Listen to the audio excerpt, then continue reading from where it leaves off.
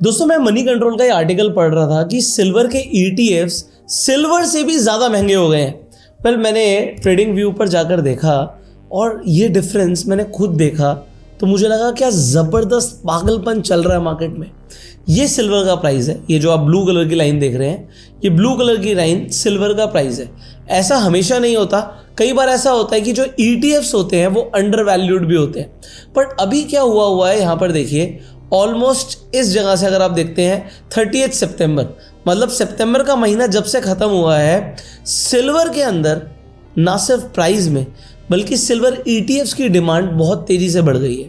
तो अगर आप इस वक्त स्केल पे मैं दिखाता हूँ, ये सिल्वर का प्राइस है, मैं यहाँ से अभी ये जो सबसे ऊपर ETF है वो लगभग 12% से ज़्यादा प्रीमियम पर चल रहा है और अपने टॉप पर ये ऑलमोस्ट 16% के प्रीमियम पर चल रहा था।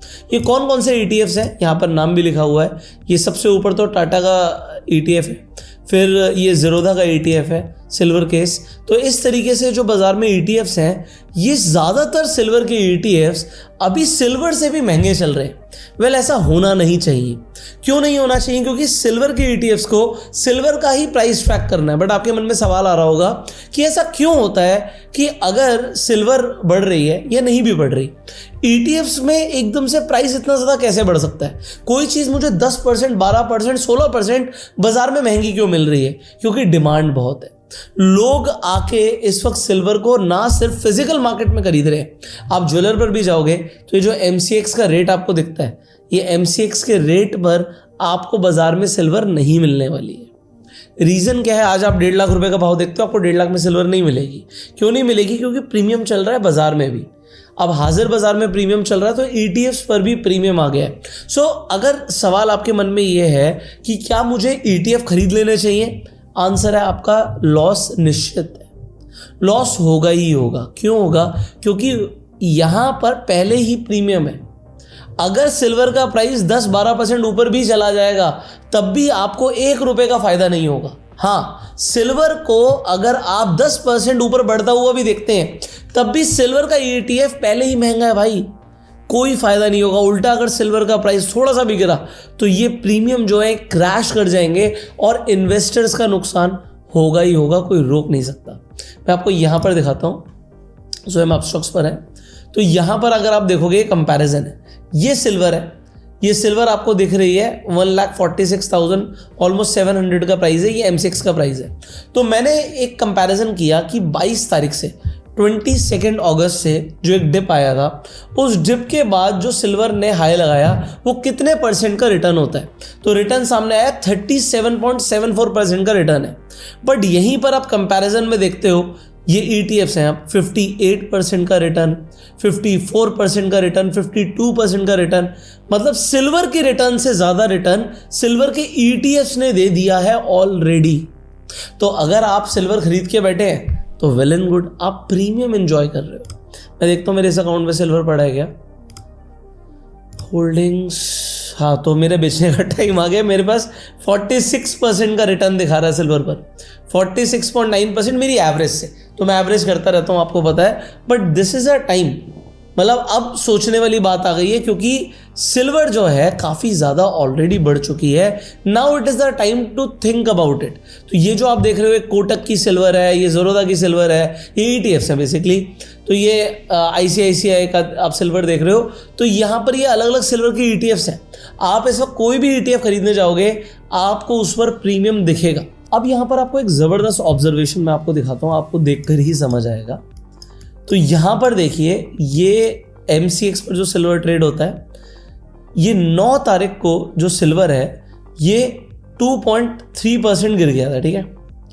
आप यहाँ पर ETF पर देखो, ये सारे ETF ग्रीन में क्लोज हुए हैं जबकि सिल्वर 2.3% नीचे था।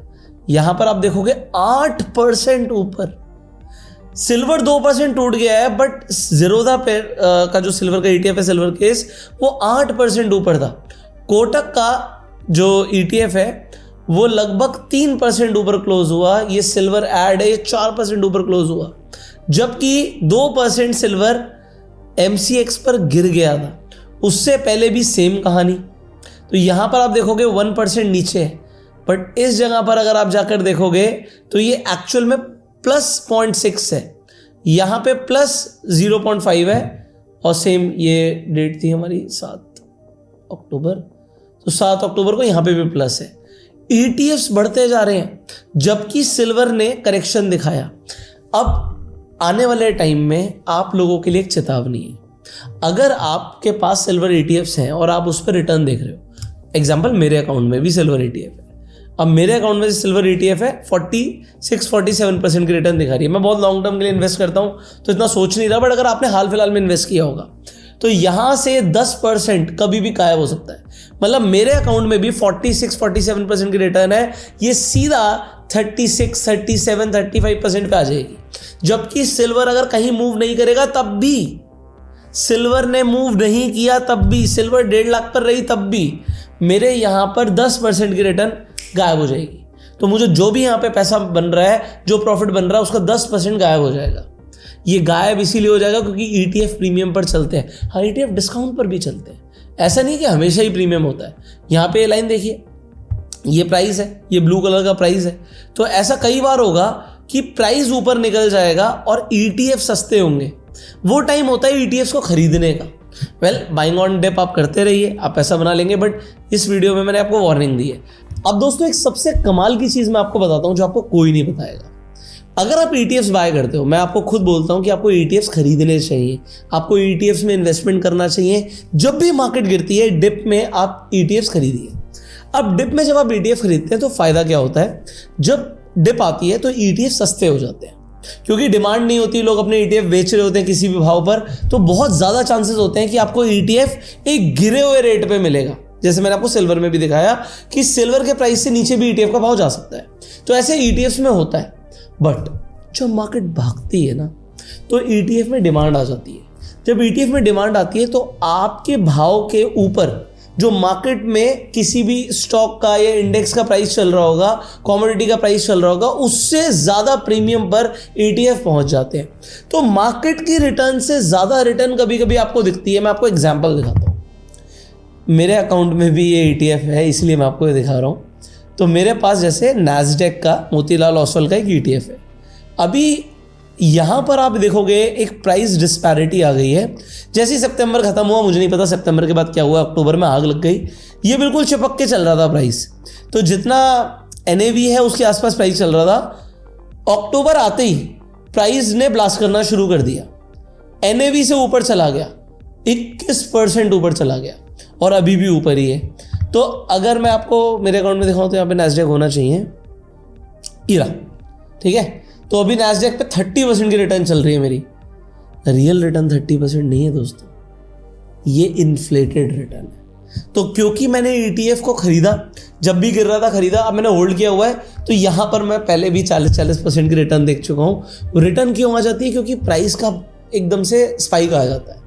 अब वो क्यों आता है आपको मैंने रीज़न बताया, क्योंकि डिमांड आती है, ऑप्शंस नहीं है। और मतलब शायद इंडिया के अंदर भी लिमिट है, जो इंटरनेशनल ETFs हैं वो एक लिमिटेड अमाउंट ही इंटरनेशनल स्टॉक्स के अंदर डाल सकते हैं। तो इसलिए भी क्योंकि अपर सर्किट लगते रहते हैं, जो छोटे ETFs हैं ना, जैसे हैंगसेंग है, MAHK टेक है, इनके अंदर भी अपर सर्किट लगते रहते हैं, बड़े कॉमन है। मेफैंग वगैरह में भी लगते रहते हैं अपर सर्किट। मतलब हर कोई सिर्फ खरीदना ही चाहता है, बेचना नहीं चाहता, इसलिए प्रीमियम मिलता है। तो जब भी करेक्शन आता है आप जाके खुद देख लीजिए कि प्राइस के अंदर और NAV के अंदर क्या फ़र्क है, और अगर प्राइस कम मिल रहा हो NAV से, that's the best time to buy. So अभी आपको क्या करना है, यू बेटर नो। सवाल यहाँ पर ये आता है, क्या गोल्ड के ETFs में भी ऐसा ही हो रहा है? क्या गोल्ड के ETF भी महंगे हैं? पहले आप अपनी रिसर्च करिए। अगर आप चाहते हैं कि मैं एक वीडियो बनाऊं तो कमेंट में लिखिएगा वीडियो, और यस आप ये ट्रैक करते रहिए। जब भी आपको लगता है कि यस करेक्शन आया है, देखो अगर प्राइस गिरेगा तो ETF सस्ते भी हो जाते हैं क्योंकि डिमांड नहीं होती, तो उस टाइम पर आपको ETFs खरीदने चाहिए। तो अगर आप स्टॉक मार्केट में ETFs में इन्वेस्टमेंट करना चाहते हैं तो आपको डिस्क्रिप्शन और पिन कमेंट में लिंक मिलेगा फ्री डीमैट अकाउंट ओपनिंग का। आप ETF में इन्वेस्ट कर सकते हो, म्यूचुअल फंड्स में इन्वेस्ट कर सकते हो, आप स्टॉक्स में इन्वेस्ट कर सकते हो, इनफैक्ट आप ट्रेड भी कर सकते हैं अगर आपके पास एक डीमैट अकाउंट होगा। तो फ्री डीमैट अकाउंट का लिंक आपको डिस्क्रिप्शन और पिन कमेंट में मिल जाएगा। आप इस वीडियो को प्यार देने के लिए लाइक कर सकते हैं। अगर आप चाहते हैं गोल्ड ETF पे भी हम वीडियो बनाएं तो कमेंट में वीडियो लिखिएगा। Subscribe this channel, click on the bell icon. You go self made and Jai Hind.